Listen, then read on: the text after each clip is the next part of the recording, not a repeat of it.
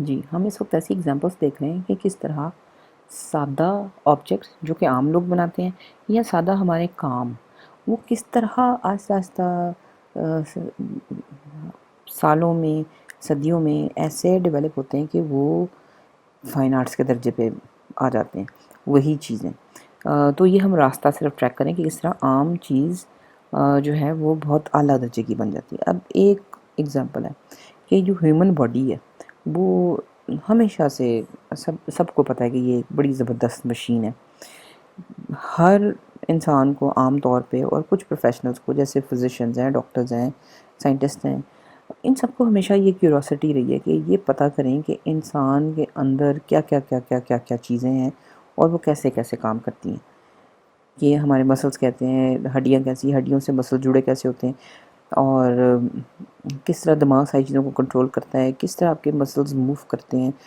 کون سے ایکسپریشن میں کون سے مسلز استعمال ہوتے ہیں، اور پروپورشن کیا ہے باڈی کی، اور باڈی کے اندر بلڈ کی سرکولیشن اور آرگنز اور یہ ساری چیزیں، باڈی کا کلر کیوں چینج ہوتا ہے، یہ ساری وہ چیزیں ہیں جو کہ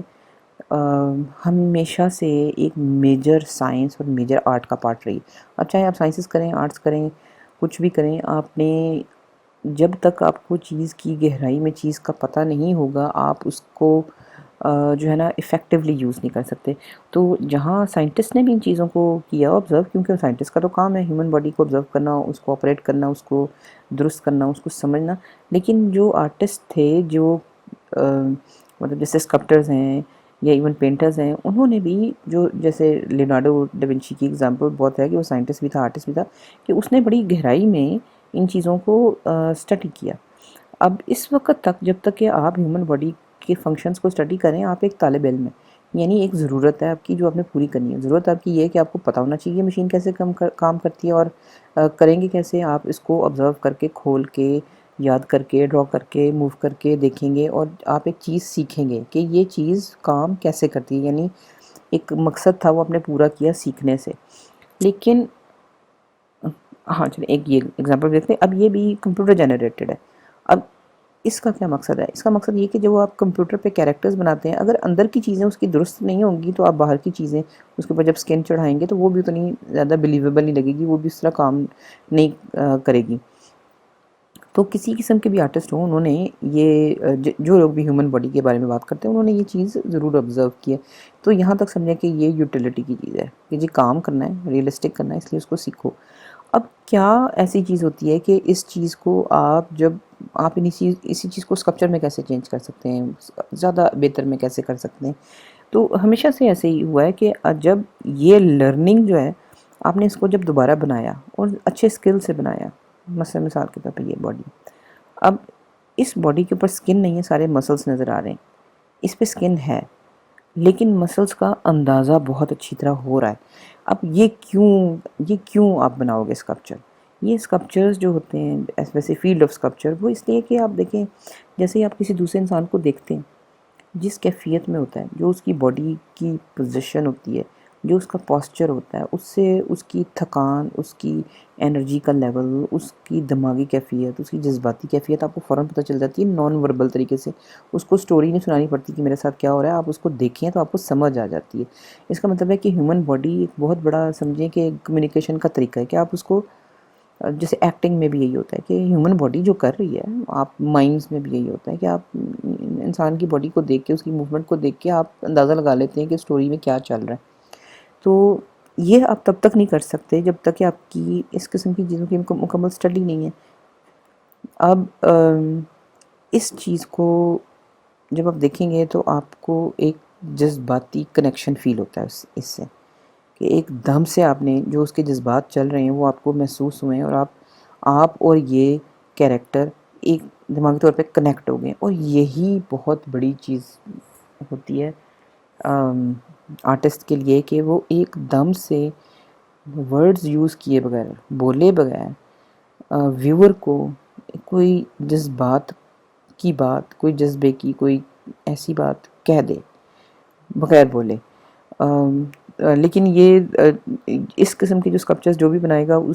یہ بہت ہائی لیول کی چیز ہے، تو اس میں لرننگ آپ کی بہت زیادہ ہے۔ لیکن جب یہ چیز بن گئی تو سمجھے کہ یہ اب آرٹ پیس ہے، بلکہ اچھا خاصا آرٹ پیس ہے کہ آپ بتا نہیں سکتے کہ یہ اصلی اور نقلی کیا ہے. اب ایک یہ دیکھیں، اب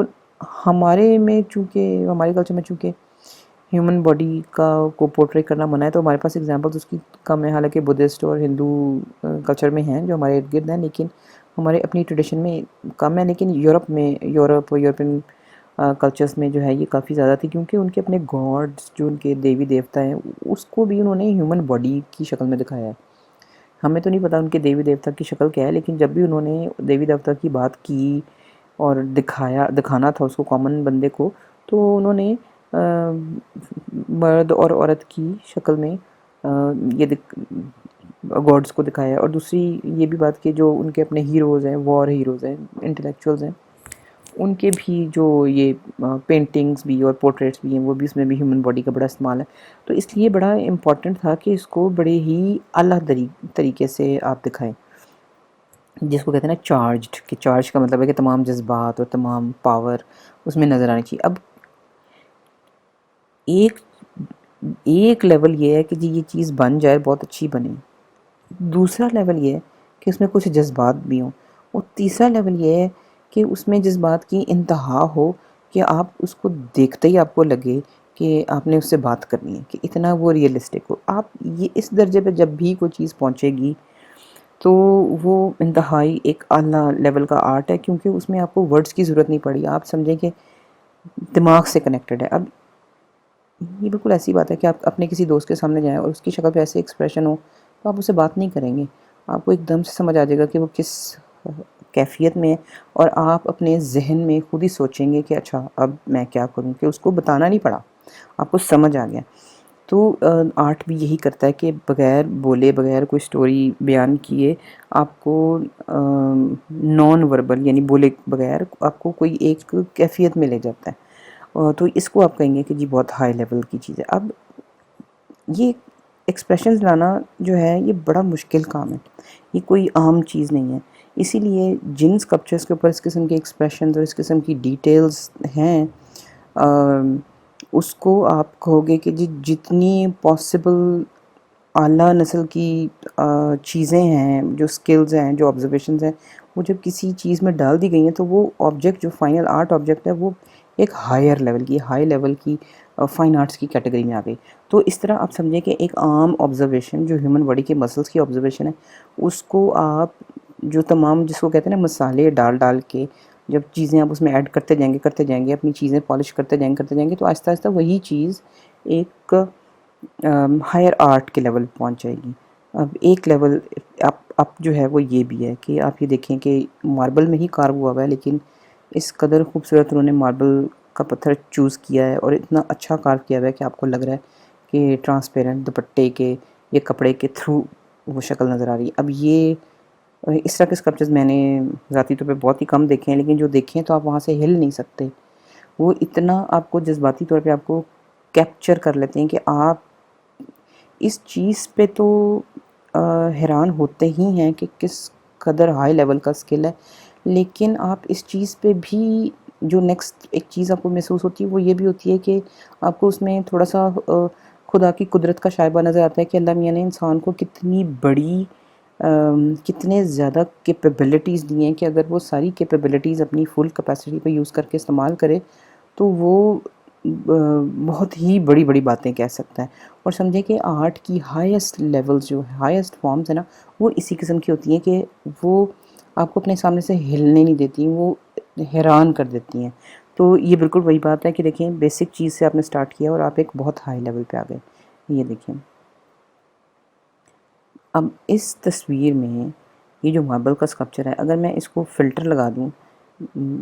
بادامی رنگ کا سکن کے کلر کا، تو آپ بتا نہیں سکیں گے کہ یہ ماربل کا اسکلپچر ہے یا سچ مچ میں کسی نے